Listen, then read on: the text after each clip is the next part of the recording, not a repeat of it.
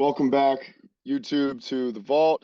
I'm Alex Garcia. This is Jesse Storr, and today we're talking about core training and some of the benefits and, just some nuance around the idea of training your core.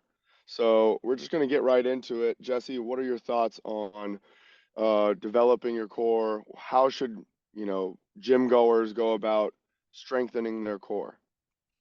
I think this is a good topic. We're gonna keep it pretty short today, just because we both are under some time constraints. But I think it's really simple. So I think that's probably a perfect topic to go, pretty short on. But you should, in my opinion, do all your core training the same way you do all the other training you do as well, in terms of the intensity, the controlled reps. A lot of times you see people doing core, it's a lot of momentum, it's a lot of fast movements, and people think you got to do that to try to build some type of like fast twitch in the core. So I don't know what the reasoning is, but usually if you literally just think about at least, bending at the spine. So we're just trying to open up and get a good stretch on the abs. And then we're just trying to literally round at the back and squeeze on the core. A lot of times, even if you're doing like deficit push-ups, which are like with some of my favorite, all you're doing is focusing on just bending the back and squeezing at the core. You get so much more core activation than a lot of these other core movements where you just see a lot of other, bullshit, just to be frank, Mm-hmm. going on. And I just tell a lot Yup. of clients when we train core, I'm like, look, this is what I do. There's not a huge variety of exercises because I don't think you need a huge variety. I just think you need to spend, at least 5 minutes on it, maybe at the end of your sessions, maybe every other session you train core and you train it to failure. And that doesn't mean you train heavy, because I still don't think you want to, make the core really bulky or anything, but you still train with the same intensity and you basically train to failure, slow, controlled movements. That's my Yeah. overall philosophy. I would have to agree. One thing I will say about core blend, about blending your core into your training is, I've just recently started working at a new gym called Core Blend, and one of the things I've noticed that we work a lot on is, it's like there's a functional aspect to the core as well. I think that you should definitely do things like side planks for it's for and obliques. I think that those side muscles in the side body are definitely neglected a lot. I think we do a lot of that, like you were saying, that stretching, and that's good. We definitely need that if we want a visual, change to the abs, but also for the functionality, and like your core is, like a shock absorber. So when we train it to be able to handle certain forces better, it can help your training overall. So, and also I think that a lot of people mistake, core for just being abs, when in reality there's like a globe. It's more in a global sense. You've got your lower back as part of that, your inner thigh is part of that, the pelvic floor. All that plays a role in how strong you are in this part of your body. And I think that if you're going to do specific movements to a sport, you should also do, like you were saying, you should do some fast twitch stuff. You should do like some Russian twists, some wall ball slams, whatever is most specific to your sport or what you're doing. How do you feel? I recently I just ran into this. How do you feel about bracing your core, and how would you cue that for each client when you're going through your lifts, and how do you think that makes an impact on core training? So I was gonna throw this in there. I mean, obviously, for me specifically, with the way that I train, being more for physique or hypertrophy, whatever, or most clients, we are looking a little bit more aesthetically. Now, if you do get some sport specific people, maybe some people who want to get stronger, they want to improve their squat, even their bench, maybe their deadlift. Core bracing is a big part of being able to get a little extra 5-10% sometimes, and Yep. feeling more stable, throughout that range of motion. So a lot of times adding in ISO holds, isometrics, whether it be like a plank, side plank, like you said, maybe an L sit, maybe a V hold or a hollow hold. Hollow hold is one of my favorite as well. But you Mm-hmm. find some type of way to put the core into tension, keep it there for, a number of seconds, either just holding it straight out one time all the way to failure, or maybe you do, you know, uh, reps of 5 seconds or 10 seconds or something like that. You know what I'm saying? So you hold, you Right. release, relax, come back up, hold, release. So there's some isometrics, I think, specifically that you could add into your core training to be able to benefit you on those other things that you do, because then you actually get a feel for how you're supposed to brace the core in those type of movements. Right. Once you kind of get a little bit more comfortable and familiar doing that, then once you go into the movements and you tell somebody, breathe out and push out and brace the core like you would doing a low plank, it's a lot easier for them to know what you're talking about than saying, yeah, push your fingers into your sides and then try to push up. You know what I'm saying? Like, you can give that extra cue. It's good to Yeah. give it, but they'll know what to feel. They'll know what it feels like to brace Right. when they do the other movements if they actually add in some of the They'll isometrics. know what to think as they're doing it. Yeah. So I would say add in Yeah. some isometrics as well for sure. What I mean, what about you? What do you think? I mean, I think, yeah, isometrics are definitely going to be one of the biggest things, and I think it's important to, again, like we always say, define your goals, because it's really important to understand the context of why you're training your core, so that you're not just training your core needlessly, because honestly, sometimes training core can be really freaking boring. So I think that, if you are a power lifter, you 100% need to do things like learn to brace your core, add isometrics in. I would definitely do things like hollow holds and ice. And what I would do is, if I was a power lifter or any type of strength athlete, I would definitely try to incorporate core, maybe just between sets of my exercises on my program.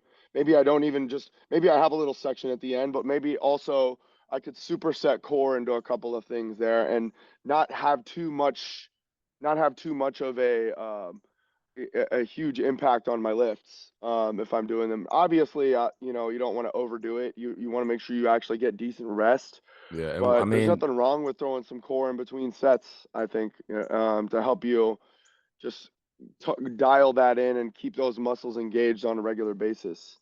now what do you feel about I guess core training in general? Like, where should it be placed? I hear some people say they have days where they only do core. I mean, there's been some times where, maybe I have a cardio focused day, so I'll add some core at the end of that day, but it's never anything extensive over, 5 to 10 minutes. And I hear some people say they spend whole days doing core. I mean, what do you feel about that? So what I would say is, again, the context matters.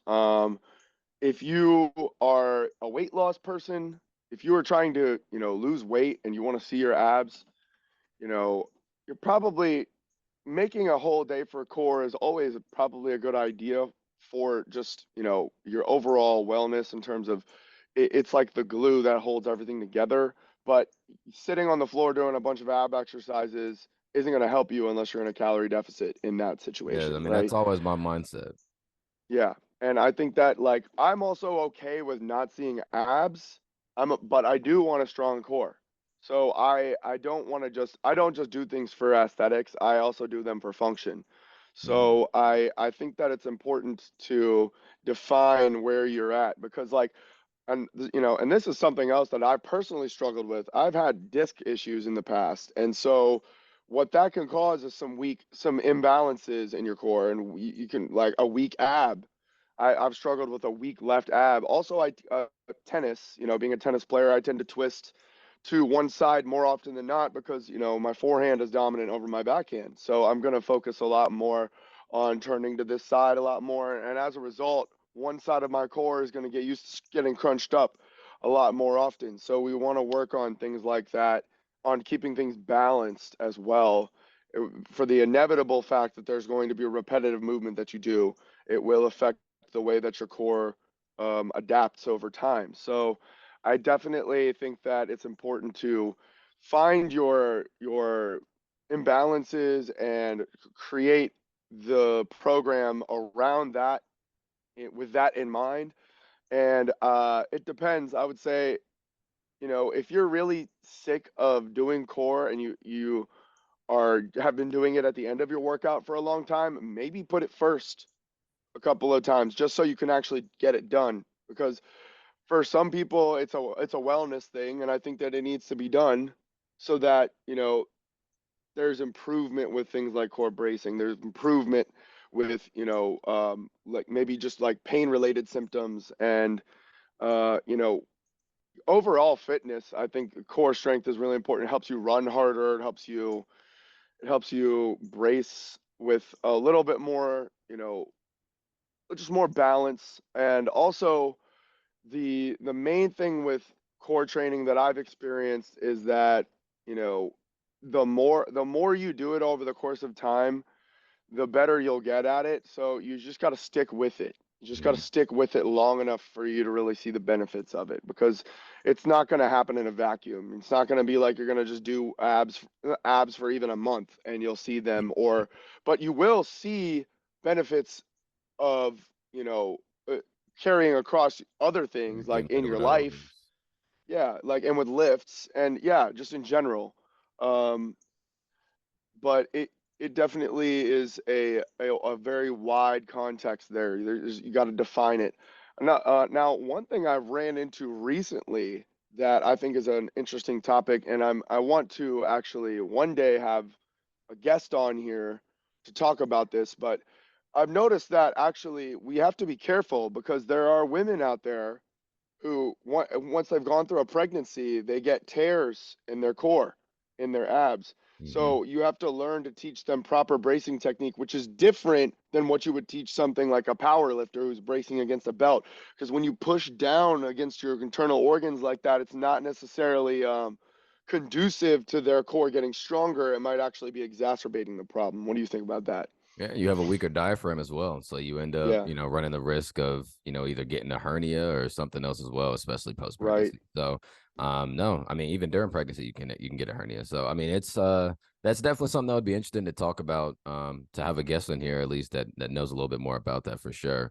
Um, but yeah, I think overall, I think that core is probably just one of those things that there's so much information on it. There's so many people who, if people see somebody with abs, they think anything they have to say that has to do with core must be right. And I just see a lot of, like Hmm. I said, BS. And I used to do a lot of stuff where, again, I don't think it was necessarily wrong. It was just more than what was necessary at the time. Yes. And I didn't realize that. And so once I made the training a lot more simple and I realized what actually, and you pick out some fundamental basics that you can kind of go to kind To of just stick anchor to your over the training course of to. time. Yeah. And then you just kind of take that philosophy along, to other core, movements. But I tell people all the time, whether you're doing it for aesthetics or you're doing it to, get stronger, it's still like one of the it's basically a foundation of just movement in general. If somebody's about to, Right. hit you or come against you, you brace your core. If you're about to start running, you brace your core. If you're gonna start walking fast, you Hmm. brace your core. If you're about to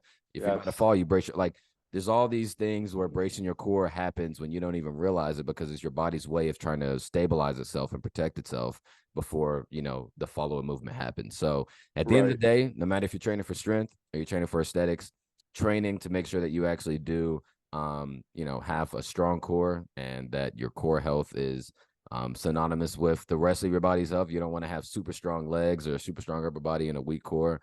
That is already a big imbalance there, and you can run the risk of injury too. So, just staying on top of everything, I think, is the biggest thing. Having a good balance.